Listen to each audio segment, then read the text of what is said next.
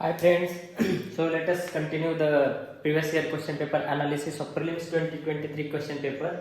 So 8 questions I have already analyzed. This is the question number 9. So we will nicely cover this question and I will explain how to tackle such type of questions. Okay, so the question number 9 is saying consider the following statements. Statements number 1. Amarkantak hills are at the confluence of Vindhya and Sahyadri range. Okay, they are asking about Amarkantak hills are at the confluence of Vindhya and Sahyadri range. Second option is Biligirirangan hills constitute the easternmost part of Satpura range. And third statement is Seshachalam hills constitute the southernmost part of the Western Ghats. And UPSC is asking how many of the above statements are correct. Again, only one, only two, all three, and none.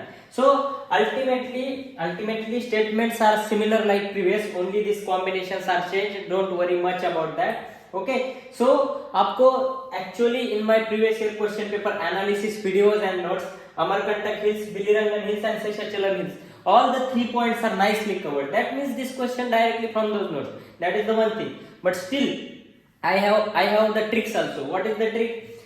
Suppose any factual, very detailed factual information is given, that statements are generally wrong. Like what? Statement number 1. Amarkantak hills are at the confluence of Vindhya and Sahyadri range. Vindhya is correct, but UPSC is intentionally given this part wrong. Sahyadri range. Instead of Sahyadri, it is Satpura. Okay.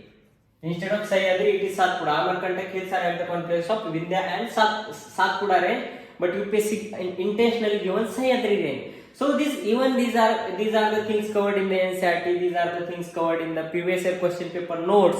But analysis also applies. Like two facts are there within the same question. One fact UPSC will give correct and other fact will give wrong. That is the well developed elimination technique. Second option, Bilirangan hills constitute the easternmost part of Satpura range. Again this is the fact, detailed fact. Actually, Bilirangan hills constitute the easternmost part of the Satpura range. This is the wrong. Actually, Biligirirangan hill is in the Western Ghats. Okay, Biligirirangan in the easternmost West Karnataka. It is in West Karnataka. So West Karnataka, Bilirangan is in the West Karnataka. It is not in the Satpura. Satpura is in north side.